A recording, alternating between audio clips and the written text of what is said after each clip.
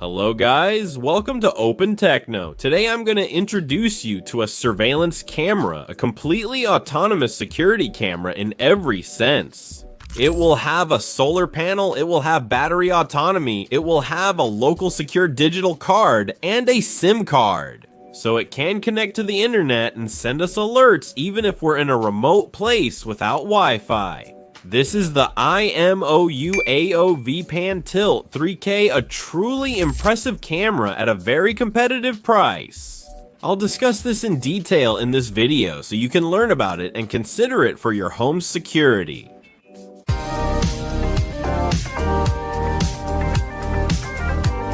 Let's start by unboxing, and the first thing we find is the 5W solar panel, which will give us unlimited autonomy as long as we get 2 hours of sunlight a day.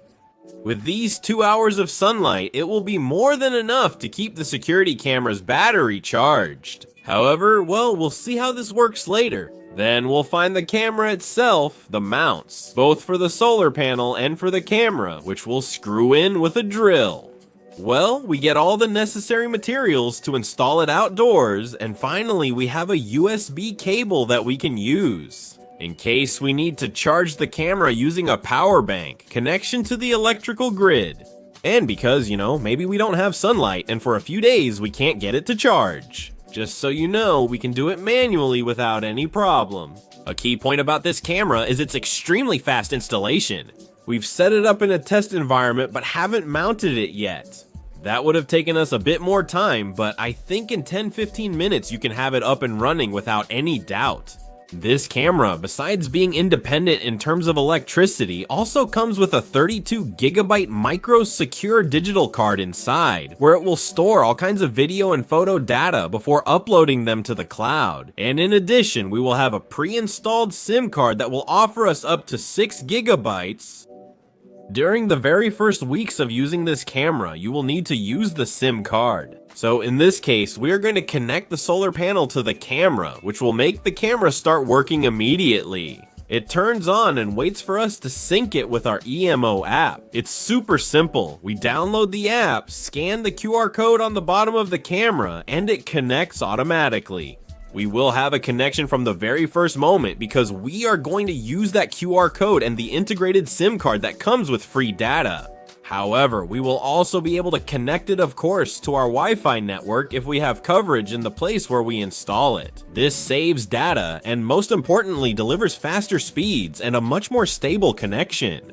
Now, one of the things this camera allows us to do is that if either of the two connections fails, it will automatically switch to the other one. Imagine we're at home, the power goes out, and we lose connection. What should the app do? Are we going to have to use the app? We're going to the app, we're going to have the app, we're going to the app. We're going to have to use the app, we're going to have the app. We're gonna have to use the app. We're going to the app. We're gonna have to use the app. We're going to have to use the app. We're going to have to use the app. The first thing I mentioned to you is that its name is AOV. What does AOV mean? Well, basically it's always on video, which means that this camera records, so to speak, continuously. It's not exactly like that, okay? What this camera does is take pictures constantly, more or less every 2 to 3 seconds. That's the default, but you can change it to take a picture every 10-15 seconds, or as often as every second. What do we achieve with this? Basically, we get pretty continuous monitoring, meaning every few seconds, we're going to have the place where we've set up this security camera monitored. However, we won't be recording video continuously, which would use up a lot more resources and therefore much more energy and battery. However, when in those frames that we'll have every 1, 2, 3, or 15 seconds, it detects an object that's unusual, that's moving, a change. What the camera will do directly is recognize it through artificial intelligence. Say, hey, it's a vehicle, a person, an animal, and if it's a person moving, then it will start recording continuous video. In this way, with this combination of both frames, when practically nothing is happening, and video recording, we will have a complete record of the 24 hours of the day. However, using the minimum resources possible. In addition, the detection of people with this operation is over 98% accurate, and the camera will allow us to detect these movements at distances of up to 25 meters, which is more than enough, because hey, that's already a good distance. And then we'll talk about the sensor, because I think it's one of the most important parts. Let's talk about power supply and autonomy first. This camera has a built-in 10,000 mAh battery, which will give us that energy backup.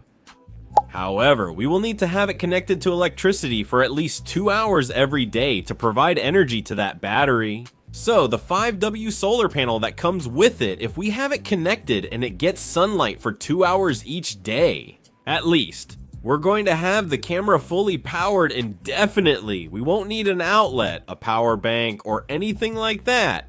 But hey, imagine we're in a place where there's very little sunlight, it's raining, the camera isn't charging, we'll always be able to do it manually. And one thing that stands out about this camera is that it's able to charge the battery even at -10 degrees Celsius. Which is usually strange because batteries usually need a bit more temperature to charge properly, and brands usually limit that.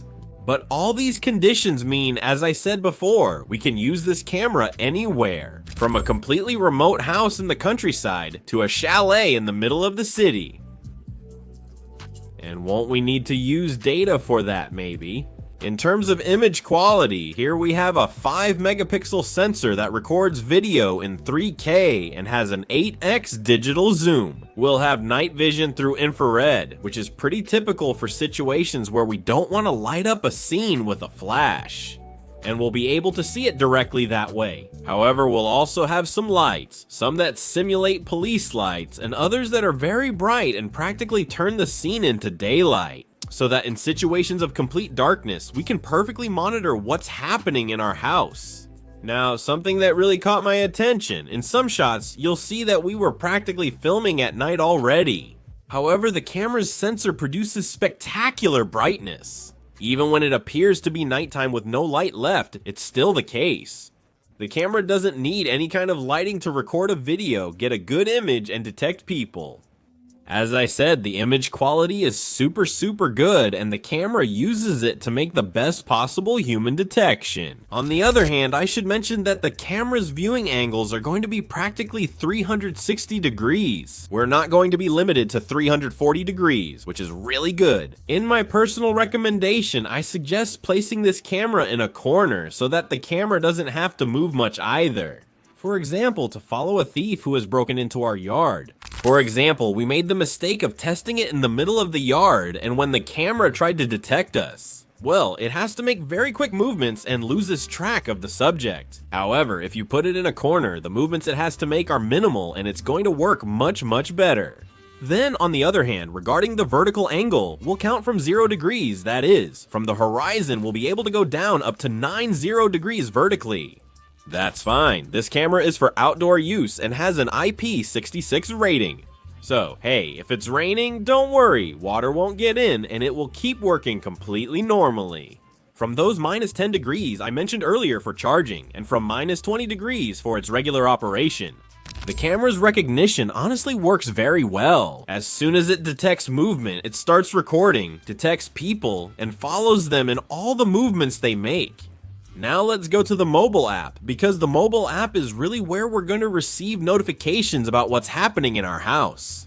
Also, let me mention that we have integrations with Alexa and Google Home, among other things, and that in the app we're going to be able to configure absolutely everything. From being able to preview the image, where we're going to be able to control different streaming qualities. We can turn on the police lights, headlights, and spotlights, of course. As well as, for example, talking on a 2-person channel on a dual band. We can have a conversation with the other person who is near the camera. We will be able to disguise our voice using some voice modulators, giving it, for example, a more metallic or childlike tone, and that way we can hide ourselves a bit. However, we can clearly hear what's happening near the camera from our mobile phone. Of course, on the mobile phone, we will be able to move the camera manually, as well as set the default spot we want the camera to be monitoring. Imagine it moves, follows someone, and then doesn't return to monitoring. For example, with an entrance door, you set it up, but you always have to watch it in case someone sneaks in. Hello? Hi. Good evening. Can you hear me? Perfectly? Okay, well, you sound like a robot. I guess you can hear me. Normally. Okay, well...